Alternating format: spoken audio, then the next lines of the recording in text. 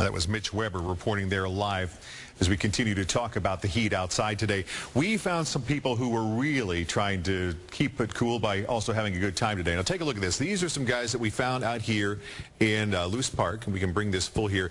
This is the downtown Penn Valley Park. These guys are actually skateboarding out in the heat. Look at all the concrete. You think about how much that absorbs the heat and the humidity. Didn't stop these guys. They're out there having a good time. Also some guys playing Frisbee in Luce Park here. They're out having a good time. Not sure who was winning here, but we could tell the heat wasn't actually beating them. Now, one of the other things that you want to think about when you're dealing with the heat is your pets.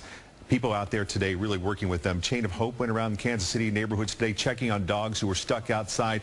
They gave the animals fresh water. They also put up some sticky fly tape to keep the bugs away from the pets. And speaking of pets, or speaking of ticks, I should say, speaking of bugs is what I'm trying to talk about, ticks.